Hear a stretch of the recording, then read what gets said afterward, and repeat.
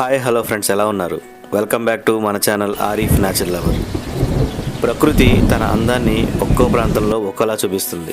కానీ ఆ అందాన్ని మొత్తం ఒకే చోట చూడాలంటే మనం రావాల్సింది కోనసీమకి. ఎస్, ఈరోజు నేను వెళ్ళబోయే ప్లేస్ కోనసీమలో చాలా ఫేమస్ ప్లేసెస్లో కొన్ని ప్లేసెస్ని ఈరోజు మీకు ఎక్స్ప్లోర్ చేయబోతున్నా. ముందుగా మనం కోనసీమ చేరుకోవాలంటే మనం ఇప్పుడు చించినాడు బ్రిడ్జ్ అయితే కనుక దాటాల్సి ఉంటుంది. ఇప్పుడు మనం చించినాడు అయితే కనుక వచ్చాం. నేను వచ్చినప్పుడు గోదావరి చాలా హెవీగా ఫ్లో అవుతుంది. ఒకసారి మీరు కూడా చూడండి గోదావరి ఎంత ఉధృతంగా ప్రవహిస్తుందో. ఈ చుట్టుపక్కల లంక గ్రామాలన్నీ కూడా నేను వచ్చిన రోజున దాదాపు మునిగిపోయాయి. ఒకసారి మీరు కూడా ఈ ఫ్లోని చూడండి.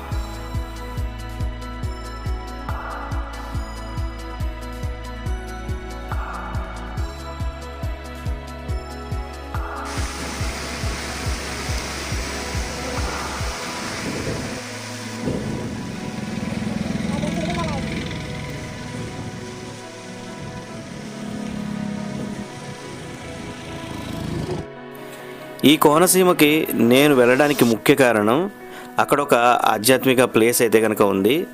కొత్తలంక ఒలీబాబా దర్గా అనమాట. సాధారణంగా నేను దర్గాల వాటిని నమ్మను, కానీ అక్కడికి వెళితే ఎందుకో కొంచెం మనస్సుగా ప్రశాంతంగా ఉంటుందని నేను ఈరోజు ఆ టూర్ని అయితే కనుక ప్లాన్ చేసుకున్నాను. సో ఎలాగో వెళ్తున్నాను కాబట్టి మీకు కూడా అక్కడ ఉన్న లొకేషన్ చూపిద్దామన్న ఉద్దేశంతో ఈ వీడియో అయితే కనుక షూట్ చేయడం జరిగింది. ఈ కొత్తలంక దర్గా ఒక ప్రత్యేకమైన వాతావరణంలో ఉంటుంది. చాలా ప్రశాంతంగా కూడా అనిపిస్తుంది అనమాట. చుట్టూ పచ్చని కొబ్బరి చెట్లు, వెళ్ళే దారి కూడా చాలా ఆహ్లాదకరంగా ఉంటుంది. ఇప్పుడు నేను ఈ దర్గాకి దగ్గరలో అయితే కనుక ఉన్నాను. చూడండి ఒకసారి ఇక్కడ ఇల్లులు ఎంత అందంగా ఎంత బాగున్నాయో, ప్రశాంతంగా, అసలు చాలా ప్రశాంతంగా చాలా పీస్ఫుల్గా ఉంటుంది ఇక్కడ. ఒకసారి చుట్టూ మీరు కూడా చూడండి.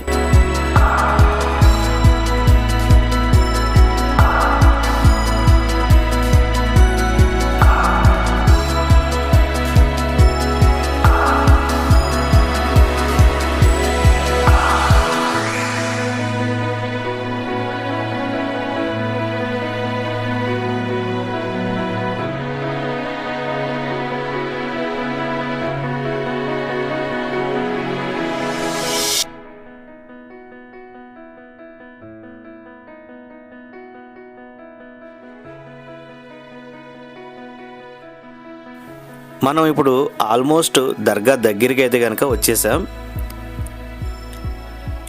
ఇదే ఆ దర్గా అనమాట. నేను లోపల మీకు చూపించలేను, ఎందుకంటే నేను లోపలికి కూడా వెళ్ళను. జస్ట్ ఇక్కడ ప్రకృతి నాకు నచ్చుతుందన్న ఉద్దేశంతోనే ఇక్కడికి నేను రావడం జరుగుతుంది ప్రతిసారి కూడా. అందుకే నేను బయట నుంచి చూపిస్తున్నాను. ఓకేనా ఫ్రెండ్స్, మనం ఇప్పుడు మళ్ళీ తిరుగు ప్రయాణం అయ్యాం. నాకు ఇక్కడ ఒక అందమైన లొకేషన్ అయితే కనిపించింది. ఒకసారి మీరు కూడా చూడండి ఎంత బాగుందో ఈ లొకేషన్. చుట్టూ పంట పొలం, మధ్యలో ఒక చెట్టు, చాలా అందంగా ఉంది, చాలా బాగుందన్నమాట ఈ లొకేషను. ఒకసారి చూడండి చుట్టూ కొబ్బరి చెట్లతో ఎంత అందంగా ఉందో ఈ ప్లేస్.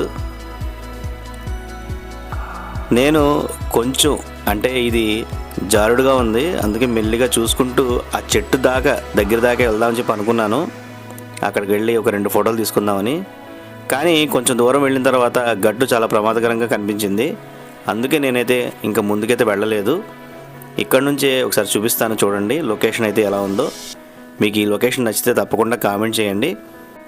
అలా కాసేపు టైం స్పెండ్ చేసిన తర్వాత నేనైతే తిరుగు ప్రయాణం అయ్యాను.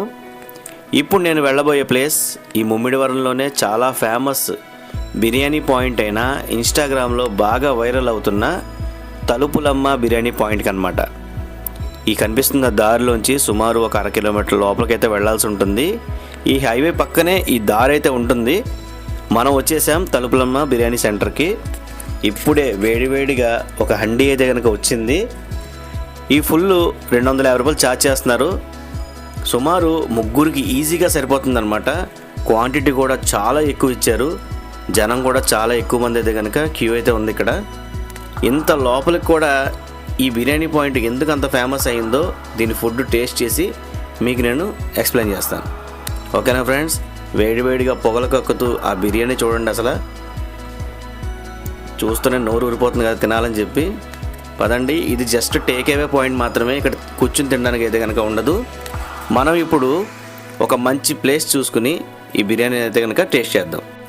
ఫుడ్ అయితే కనుక తీసుకుని నేనైతే బయలుదేరాను. ఇప్పుడు మనం ఈ అమలాపురంకి దగ్గరలో ఉన్న ఒక ఫేమస్ ప్లేస్కి అయితే కనుక వెళ్ళి ఈ ఫుడ్ని అయితే కనుక టేస్ట్ చేద్దాం. ఫుడ్ తినడానికి అంత దూరం ఎక్కడికి అని చెప్పి అనుకుంటున్నారా? అదేనండి, అమలాపురంకి దగ్గరలో ఉన్న ఓడల రేవు బీచ్కి అనమాట. చాలామందికి ఇక్కడ ఒక బీచ్ ఉందన్న విషయం ఎవ్వరికీ తెలియదు. ఈ స్పాటు ఒక హిడెన్ స్పాట్ అనమాట. ఇప్పుడు మనం ఆ బీచ్కి వెళ్ళి ఆ బీచ్ని ముందు ఎక్స్ప్లోర్ చేసి దాని తర్వాత మనం ఫుడ్ అయితే కనుక టేస్ట్ చేద్దాం.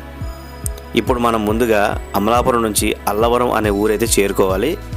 అక్కడి నుంచి సుమారు ఒక 15 కిలోమీటర్ల లోపలికైతే వెళ్ళాల్సి ఉంటుంది. రోడ్డు కూడా చాలా బాగుంది. ఫ్యామిలీతో మంచిగా ఈ ప్లేస్ని ఎక్స్ప్లోర్ చేయొచ్చు. మీకు ఎటువంటి ఇబ్బంది అయితే కనుక ఉండదు. అంత దారంతా కూడా మనకి హోటల్స్ అవన్నీ కూడా అందుబాటులో ఉన్నాయి. కొంచెం అక్కడక్కడ రోడ్డు అయితే కనుక కొంచెం బాగాలేదు. మనం ఓడల రీవ్ బీచ్కి అయితే కనుక దగ్గరికి అయితే వచ్చేసాం. ఇక్కడ ఈ సోడా నేను తాగుతున్నాను కదా, దీని కాస్ట్ ఎంత చెప్పగలరా? 5 రూపాయలు దీని కాస్ట్. నేను ఎందుకు ఈ సోడా గురించి చెప్తున్నానంటే, ఈ బాబాయ్ ఒక మాట చెప్పాడు. అదేంటంటే, నాకు పెద్దగా లాభం అక్కర్లేదమ్మా, మీరంతా హ్యాపీగా తాగితే అదే నాకు చాలు అని చెప్పి అన్నాడు. అందుకే ఈ సోడా గురించి మీకు ఎక్స్ప్లెయిన్ చేశాను అనమాట. ఇప్పుడు మనం ఓడల రేవు బీచ్ దారిలో అయితే కనుక ఉన్నాం. ఇది ఓఎన్జీసీ హ్యాండ్ ఓవర్లో ఈ బీచ్ అయితే కనుక ఉంటుంది. ఇక్కడ ఓఎన్జీసీది పెద్ద ఫ్యాక్టరీ అయితే కనుక ఏదో ఉంది, ఆయిల్ది. సో మనం దాదాపు ఓడల రేవు బీచ్కి అయితే కనుక వచ్చేసాం. ఇదంతా కూడా పార్కింగ్ ఏరియా. మీకు జీప్ కనిపిస్తుంది చూసారా? అలా కొంచెం ముందుకు వెళ్ళిన తర్వాత మనకి బీచ్ అయితే కనుక వచ్చేసింది.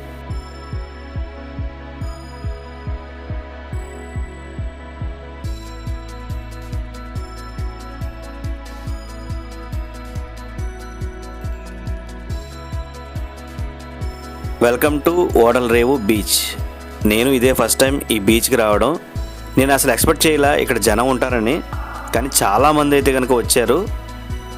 పదండి ఈ బీచ్ గురించి ఎక్స్ప్లోర్ చేద్దాం.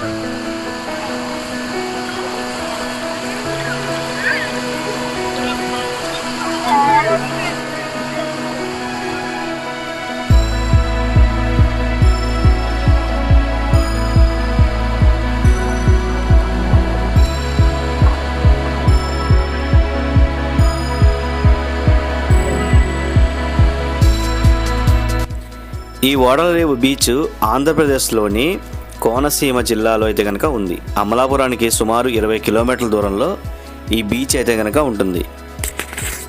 ఇంతకుముందు ఈ బీచ్కి నేను ఎప్పుడు రాలా, ఇదే ఫస్ట్ టైం ఈ బీచ్కి రావడం. ఇక్కడ ఏదో వర్క్ కూడా జరుగుతుంది చాలా గట్టిగానే. మరి ఫ్యూచర్లో ఈ బీచ్ ఉంటుందో లేదో నాకైతే ఐడియా లేదు, కానీ ఇక్కడ చాలా వర్క్ అయితే కనుక జరుగుతుందన్నమాట. జనం కూడా ఇంతగా వస్తారని నేను ఎక్స్పెక్ట్ చేయలేదు. జనం కూడా చాలా గట్టిగానే వచ్చారు. ఒకసారి మనం కొంచెం ముందుకైతే వెళ్ళి అక్కడ ఉన్న వ్యూని కూడా చూద్దాం. పదండి. ఇక్కడ పోర్ట్ వర్క్ జరుగుతున్నట్టుంది. బహుశా ఫ్యూచర్లో ఇక్కడ పోర్ట్ రావచ్చేమో, నాకైతే పెద్దగా ఐడియా లేదు. కానీ మామూలుగా మన సముద్రంలోకి ఎక్కువ వెళ్ళలేం కదా, ఇలా రాళ్ళు వేయడం ద్వారా మనం కొంచెం లోపలికైతే కనుక వెళ్ళొచ్చు. ఇక్కడ పర్యాటకులు కూడా చాలా ఎక్కువ మంది అయితే కనుక వచ్చారు. ఇక్కడ ఉన్న ఈ ప్రకృతిని ఎంజాయ్ చేస్తున్నారు. ఇక్కడ ప్లేస్ కూడా చాలా బాగుంది, చాలా ప్రజెంట్గా, చాలా నీట్గా కూడా ఉంది ప్లేస్. ఒకసారి మీరు కూడా చూడండి ఎంత బాగుందో.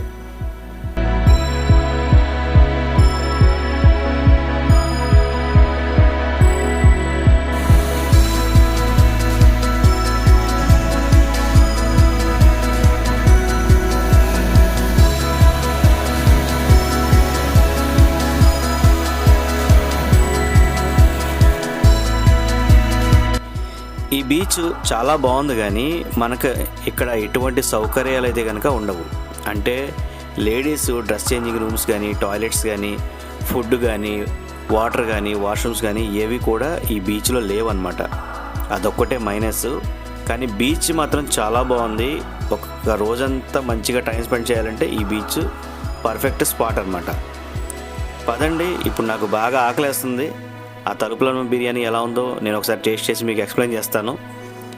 ఇన్స్టాగ్రామ్లో ఇచ్చినంత హైప్ ఉందో లేదో ఈ బిర్యానీకి చెప్తానమాట. క్వాంటిటీ అయితే కనుక చాలా బాగా ఇచ్చారు. 250 రూపీస్కి 4 మెంబర్స్కి ఈజీగా సరిపోతుంది. చికెన్ ముక్కలు కూడా బాగా వేశారు. సో నేను టేస్ట్ చేశాను. ఫుడ్ ఇన్స్టాగ్రామ్లో ఇచ్చినంత హైప్ అయితే కనుక ఏమీ లేదు, బిలో యావరేజ్గా ఉంది. పర్లా తినొచ్చు. నేను ఫుడ్ తినేసిన తర్వాత ఇంకా తిరిగి ప్రయాణం అయ్యాను. ఈ వీడియోలో మీకు దిండి రిసార్ట్స్ గురించి ఎక్స్ప్లోర్ చేద్దాం అనుకున్నా. ఇప్పటికే ఈ వీడియో చాలా లెంత్ ఎక్కువైపోయింది. నెక్స్ట్ వీడియోలో ఈ కోనసీమ పార్ట్ 2లో మీకు ఎక్స్ప్లోర్ చేస్తాను దిండి రిసార్ట్స్ గురించి. సో ఈ వీడియో నేను ఇంతటితో ముగిస్తున్నా. ఈ వీడియో మీకు ఎలా అనిపించిందో తప్పకుండా కామెంట్ చేయండి. నా వీడియో కనుక నచ్చితేనే లైక్ చేయండి. నా ఛానల్ని సబ్స్క్రైబ్ చేసుకోండి. మరో వారం కొత్త వీడియోతో మళ్ళీ కలుద్దాం. Thank you for watching. Take care friends.